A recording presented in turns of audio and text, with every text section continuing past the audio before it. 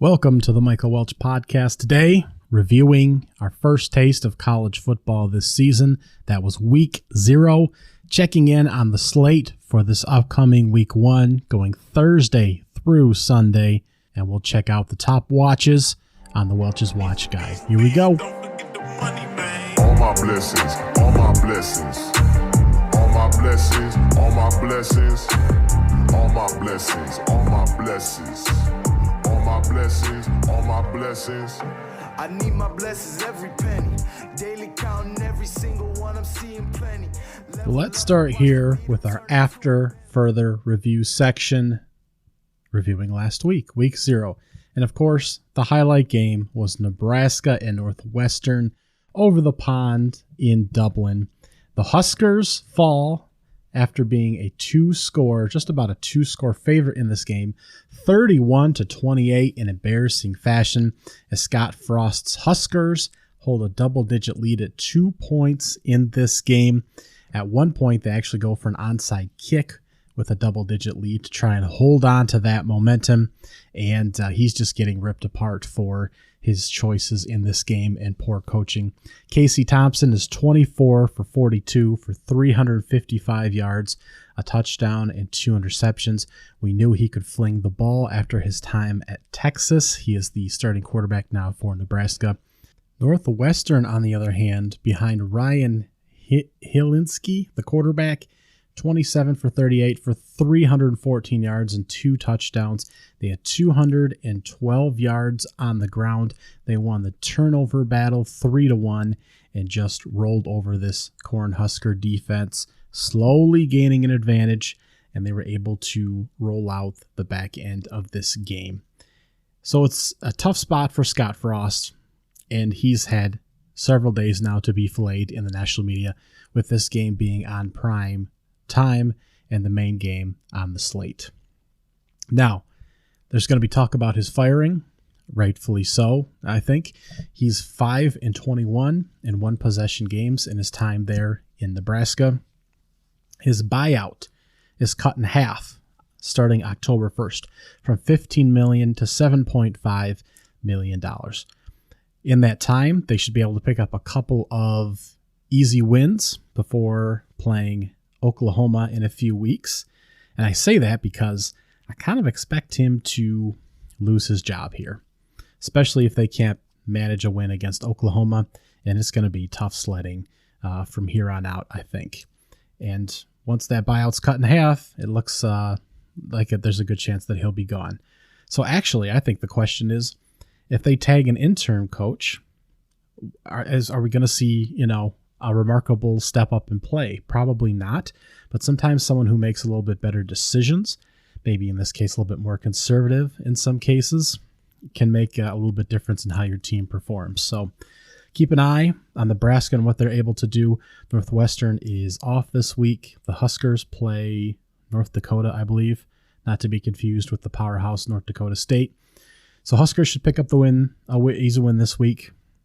Say that. Not jokingly, they should pick up a win this week.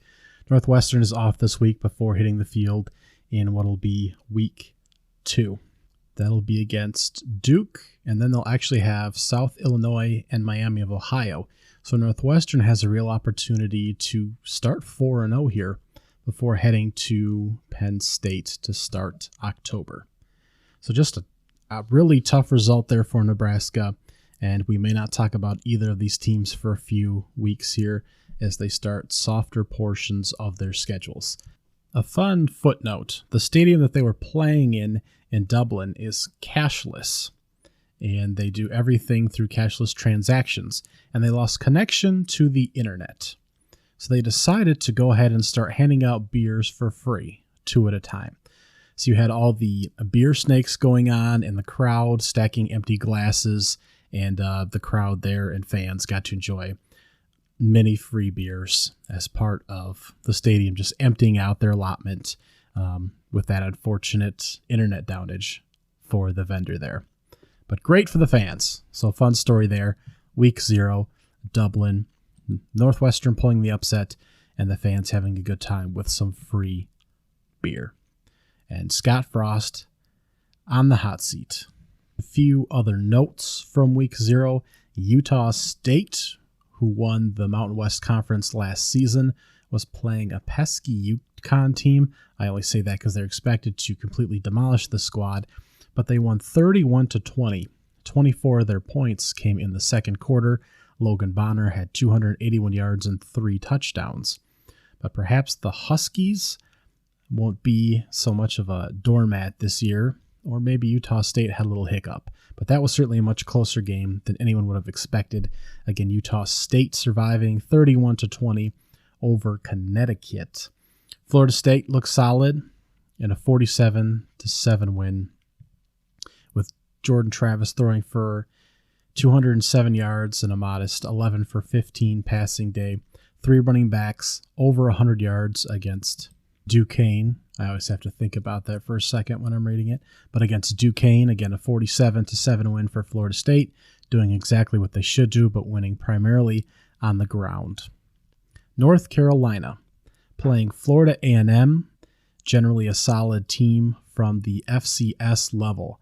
Came down that Florida State had 20-something players ineligible to play just before the game due to a number of different issues with the school, really, filing paperwork and different things like that. But they hung in with the Tar Heels early. It was 28-14 at the half, but they were able to move the ball. North Carolina does pull it out 56-24, but a solid showing for the Rattlers. Drake May, our new starting quarterback for the Tar Heels, 29 for 37, 294 yards, 5 touchdowns. Looks really sharp. 314 yards on the ground as well for the Tar Heels.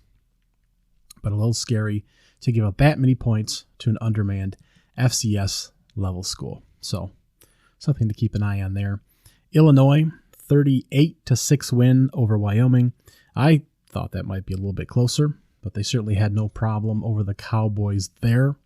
They'll be playing Indiana this week. We'll get to that, touch on that in just a second. So they're getting some early attention here with their slate and how it's playing out.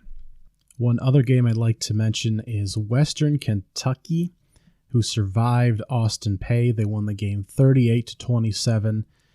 Western Kentucky actually started Austin Reed, who had 279 yards, 4 touchdowns, and an interception.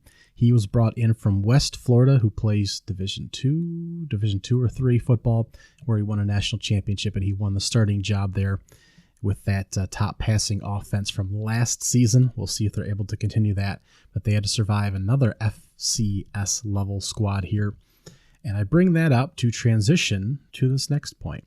As we enter the next section here, the watch guide for the rest of the week.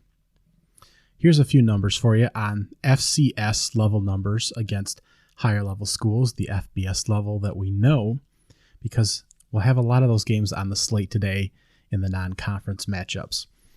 Last season in 2021, there were 117 games between FCS and FBS level schools. 14 FCS schools pulled upsets. 4 of them came against Power 5 schools. Montana over Washington, 13-7. That was a big shocker, as Washington was thought to be a player in the Pac-12 conference race. East Tennessee State over Vanderbilt, 23-3. Now, no one ever expects much from Vanderbilt, but that was a blowout of embarrassing proportions. Jacksonville State over Florida State, 20-17. Was what was essentially a Hail Mary. It was a pass completed 30 or 40 yards, I believe, from the end zone, and then run in the rest of the way thanks to some great downfield blocking. But just a crazy win, Jacksonville State over Florida State. And finally, Northern Arizona over Arizona, 21-19. Although Arizona had a rough year last year, they did play a number of one-possession games that have you thinking, hey, they might have a great turnaround this season, especially with the top 25 recruiting class. But that loss to Northern Arizona at the FCS level really sticks out like a sore thumb. This season, 13 of the 14 ACC teams will play an FCS level team, 9 of the 14 Big 10 teams, 8 of the 10 Big 12 teams, 10 of the 12 Pac-12 teams, And all of the teams in the SEC, of course, will be playing an FCS level squad. Notre Dame has never played an FCS level program, just of note. So keep a lookout. It's possible we could have another one of those upsets on the horizon. Here is your Welch's Watch Guide. Starting this Thursday, and the big game is going to be the Backyard Brawl, kicking off at 7 o'clock.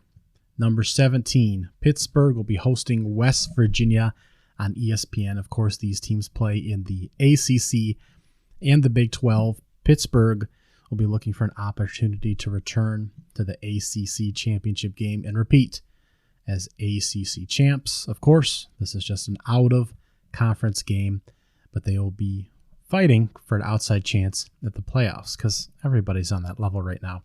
West Virginia expected to finish in the bottom half of the Big 12 by most, but they will have an opportunity to make a big move here. Both teams starting former USC quarterbacks. JT Daniels at West Virginia is presumably the starter there, and it's official that Keldon Slavis is officially the starting quarterback for the Pittsburgh Panthers.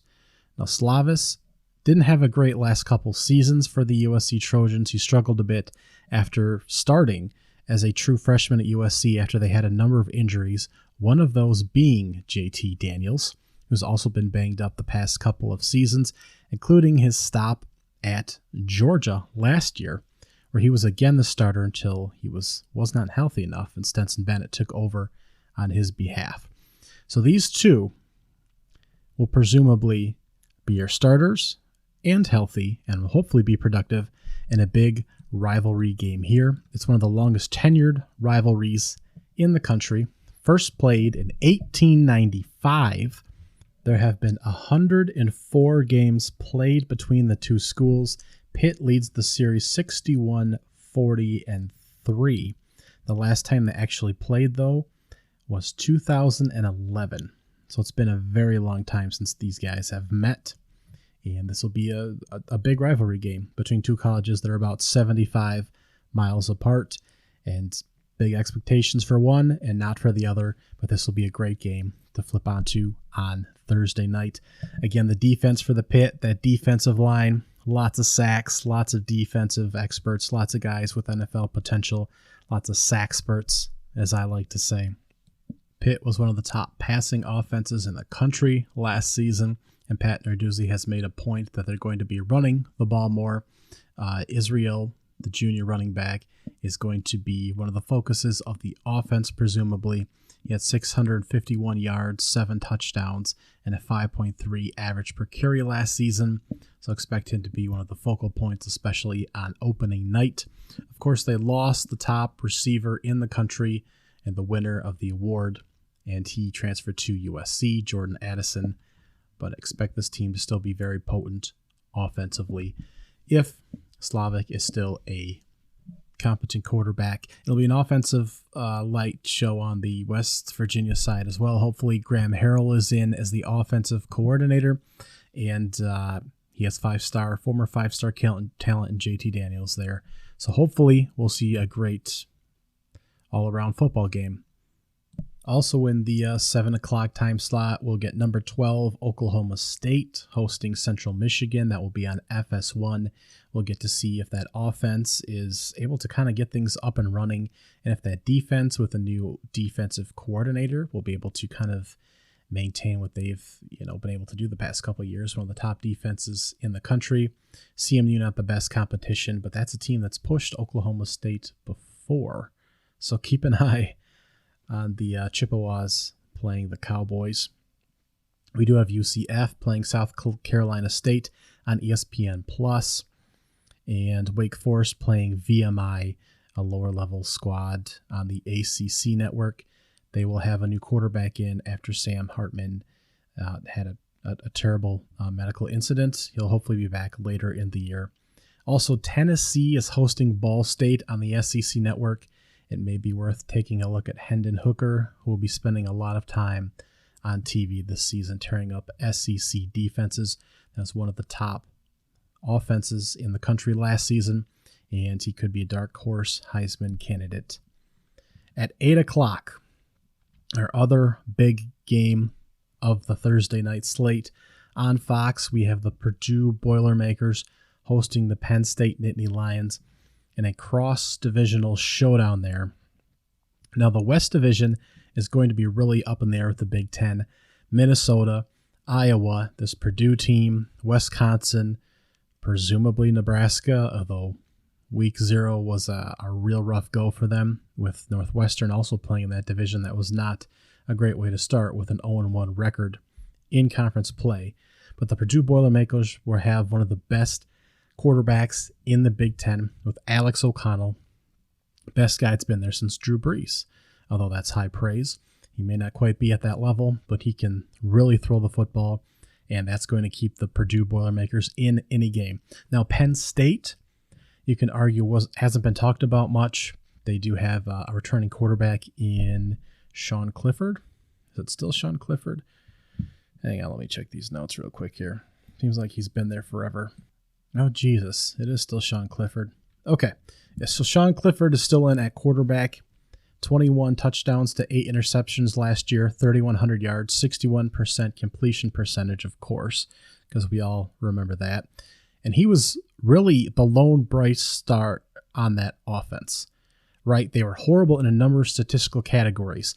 Sacks allowed, red zone offense, ability to run the ball. Actually, Purdue was one of the worst teams in the country at running the ball, too.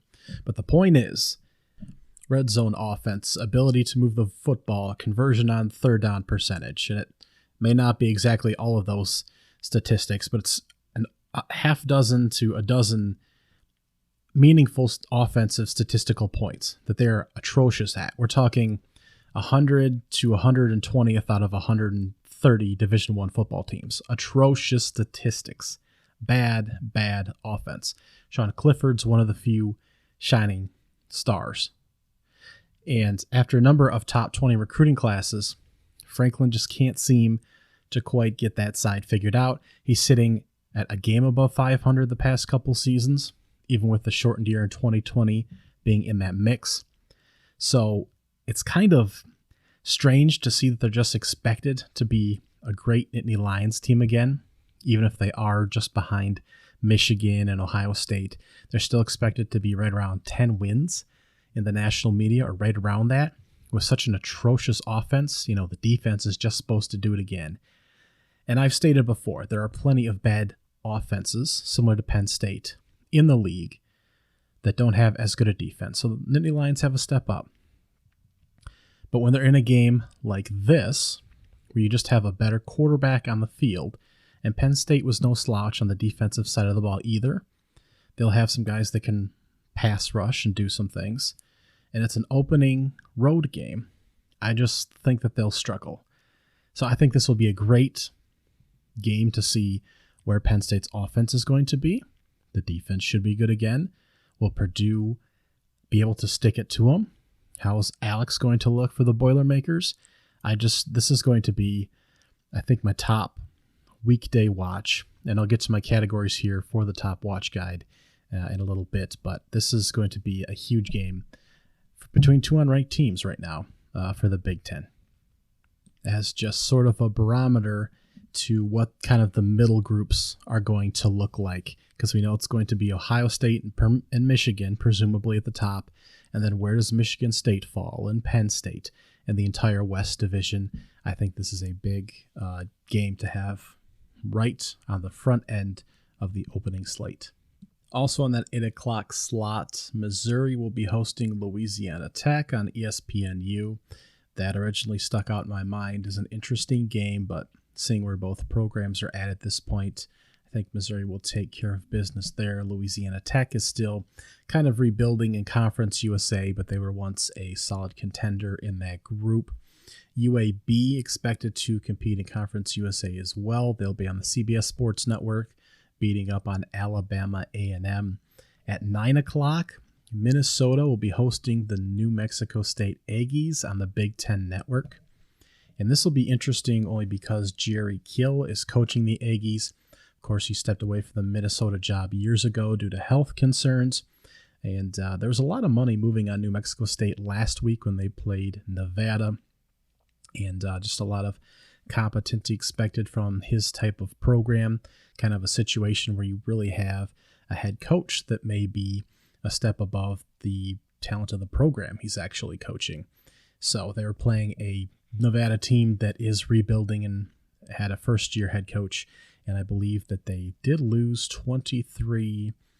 I believe it was right around a double-digit loss. But could be interesting. Minnesota's, again, could compete for the West Division of the Big Ten, but is not exactly going to light it up. So they were able to schedule Jerry Keel and his Aggies in here. Maybe they'll hang around for a little bit. That's 9 o'clock on the Big Ten Network. Arizona State will be on the Pac-12 Network. For those of you that get that network that isn't distributed so well, that's 10 o'clock. They're hosting that pesky Northern Arizona team that beat the Arizona Wildcats last season. Emory Jones, the transfer from Florida, will be starting at quarterback for the Sun Devils. So forks up. He'll get his first snaps for the Sun Devils there. Fresno State will be competing for the Mountain West Championship. They'll be playing Cal Poly at 10:30 on FS1. First look at that very potent offense. And finally, 10:30, San Jose State will be hosting Portland State, as San Jose State was competing for the Mountain West 2 seasons ago, and they've kind of fallen back to the pack a little bit. But that program trying to stay on track as well for at least a bowl game this season. That does not have a network assigned yet. So Thursday night, the Backyard Brawl, 7 o'clock, West Virginia at Pittsburgh on ESPN, and 8 o'clock, Penn State at Purdue on Fox. Those are your 2 top watches. Keep an eye maybe on that Oklahoma State hosting Central Michigan game. That might be a little tighter than you expect. Maybe check out Tennessee hosting Ball State, and that's 7 on the SEC Network. This Friday, September 2nd, is a little bit lighter, but we do have 8 games on the slate. A Big Ten matchup between Indiana and Illinois, and a Big 12, Pac-12 matchup between TCU heading to Colorado will probably grab the headlines. But the highlight to me is Virginia Tech heading a couple hours up the street to Old Dominion in a possible upset alert. Certainly what I expect to be a close, maybe not so interesting game. We'll see how it goes. The line has been sitting a little over a touchdown in Virginia Tech's favor. If you haven't been watching the Hokies much, it's because they haven't, air quotes, been as good as they used to be. Frank Beamer, of course, left in 2015 after several decades. So I certainly understand why you haven't been. The Hokies were in bowl games for 27 straight seasons at one point. And now they haven't won a bowl game since 2016. And have had losing seasons in 3 of the past 4 years. This season will again be a struggle, I assume. Head coach Brent Pry, the defensive coordinator for Penn State formerly, is in the lead there in the head coach spot. And you can account for the number of years of head coaching experience that he has on your antenna, which is presumably 0. So that's where they're at right now. Not a big get job at this point. Chris Marv will be a first-time defensive coordinator for the staff. Grant Wells, formerly of Marshall, and he was enjoyable to watch at Marshall. They had a solid team a few years back, but he will be in as the starter, and he's had some mixed results as of late and last season. Now, Old Dominion was 1-11 in 2019, didn't play in 2022, but won their last 5 games last season, 2021, to finish 6-7. So almost like the Monarchs, the name that they represent, they're slowly blossoming into beautiful butterflies, right? 17 starters return, including quarterback Hayden Wolof, to what seems like a solid coaching staff and an offense that will reportedly move more up-tempo. So these teams have played 3 times previously. Old Dominion got the Hokies in 2018 and lost by 11 in 2019. So this game could be a fun little treat sitting there on Friday night. Now, on the rest of our slate here, we'll have Illinois again. Again, if you're watching college football, you're probably watching the Illini, much like you were last week, and you may not watch much of them the rest of the year. But here they are in prime viewing position. They looked great hosting Wyoming last week. They'll be playing Indiana, who is trying to rebound after a 2-10 season. Michael Penix transferred to Washington, so he's out. And so we'll see. Both of these teams will basically be competing for bowl eligibility. So yeah, this game could be a bit of a snoozer. Colorado and TCU, neither has announced a starting quarterback prior to Friday's game. It's not exactly because they're swimming in A-plus options. I think TCU will be just fine with either Max Duggins returning at starter or Chandler Morris. Sonny Dykes is coming over from SMU. He's reopened that quarterback position there, so that's why there's a bit of a battle. He's just trying to get the best out of his guys. Of course, first time that they've had a new coach in a decade plus, with Gary Patterson moving along, kind of getting pushed out of the way there and trying to squeeze some new results, some new juice out of the stone there in Horned Frog country. Whoever's quarterback one will have a great receiving weapon in Quentin Johnson, and the defense will have pieces, but this group is, again, just transitioning from the long-tenured Patterson years. I have them in my top 25, but the Big 12 could really be a crapshoot this year. Who knows what the hell could happen. The Buffs are coming off a 4-8 season. They were one of only a handful of Power 5 teams to average less than 20 points per game last year, and this is not going to be much of a step up this season. So it's going to be a rough time for the Buffs in the Pac-12, the very fluid Pac-12, where it's not so hard to move up a couple rungs in the ladder, but they are again expected to be sitting right at the bottom. So a win here would be great for them, and a loss for TCU would be a real early setback, even if it's not a conference game. But this should really be an opportunity for TCU to start to get the pieces together in an early Power 5 matchup, even if it is lowly Colorado. So this is how the slate shakes out for Friday. 7 o'clock on ESPN, number 15 Michigan State will be hosting Western Michigan. Shocking to see them play another in-state divisional school to open the season.